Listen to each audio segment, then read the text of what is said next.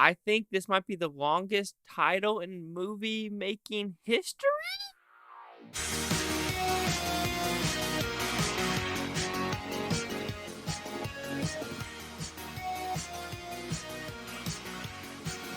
Chase Lee Hockey here with the Blue Futon reviewing. You can't remember this title, I swear you can't.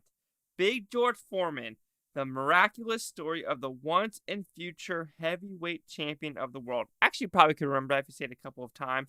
But yes, I'm just going to call this Big George Foreman. So what's it about? Pretty simple premise. We are following George Foreman from when he was a kid in Houston, Texas, all the way to where he is now in Houston, Texas. So I like this movie.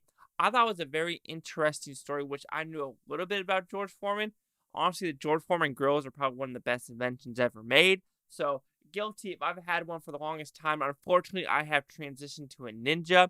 But man, George Foreman has gotten me through my college days, my first house. But we're not talking about the grill. We're talking about the movie.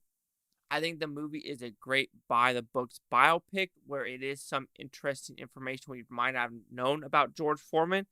But then also some of the stuff where it just zooms by really quick and you're just like, whoa, whoa, whoa, whoa, time out. Where are we at with some of these situations that are occurring? So let's talk about the positive of the show. I do think the acting is phenomenal. You have Khris Davis playing George Foreman, and his body transformations from him being like, going 40-0 to where he was, being the heavyweight champion, gaining weight to be 365, 265.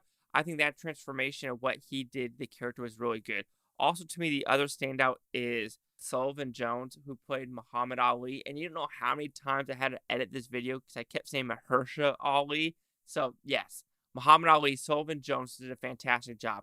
I think the look of the movie is good, even though some of it you're like, yeah, this didn't have the biggest budget for what they were trying to portray, but it completely worked with him going to Congo, him going to Jamaica, him doing these other things. But like I said, it's by the books. I enjoyed the 2 hours and 12 minutes. I truly did. It zoomed by the information it needed to, and that's all it really did. And that could be an unfortunate thing with this movie because it was very cookie cutter of what it really was. Him as a child had problems with fights. All right. Then he goes to the Job Corps. Okay. He still has kind of problems with fights. Meets a guy, meets his coach. All right. After that, boom. He's now one of the best boxers in the world. Boom, downfall. Boom, quits. Boom, something happens in his life that it's going to occur with this guy he meets at the Job Corps. Boom, going back into the ring. Boom, where we at today? Which I did not know every one of his kids is named George, and the daughter is like Georgette. It's like, oh man, I've never seen that before, but a props for George 1, 2, 3, 4, 5. That's pretty funny. And if you read or if you watched my other Out of the Action review, he did make over $137 million just signing off on the George Foreman girls. So he's still making money and he is set for life for sure. It does make me wonder if the person he met at the Job Corps was a real person, because when you follow it at the very end of the movie, you do get pictures and contrasting who these people are, but there were no pictures for some of these people. So you're like, I wonder if it was a fictional part of his life, but you won't know that.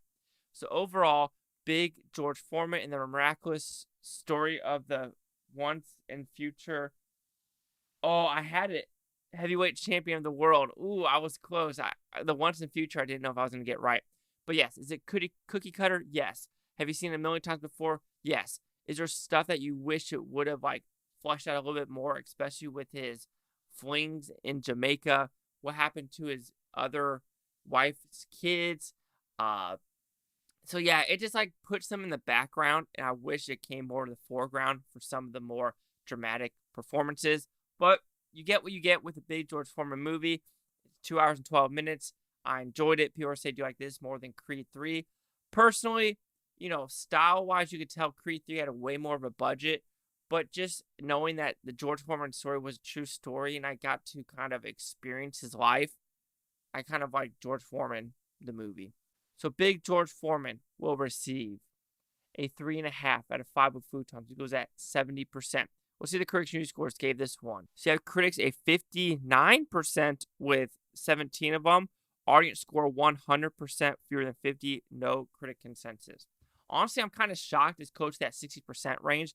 I saw this movie. I said, I bet you critics are kind of going to give it a mid review, kind of like they did with Whitney Houston's biopic. I mean, I think the Whitney Houston's biopic is in like the 53 range, if I'm not mistaken. So, I mean, it is only a 6% range or difference, and there is only 17 reviews. So we will see what happens in the future. So anyway, 70, 59, 100. Chase out with the Blue Futon. Like, comment, subscribe. I don't know if things Futon, Toby, Blue Futon. Thank you for watching. Have a great day. Don't keep watching today, tomorrow, a week from now, a month from now, a year from now. Love every single one of you. And man, boxing and MMA is one thing I just couldn't do. Maybe because these arms, I just don't have the arms, man. Ugh, I don't have the arms, man. Oh, am I ready to fight? Am I ready to fight? Ooh.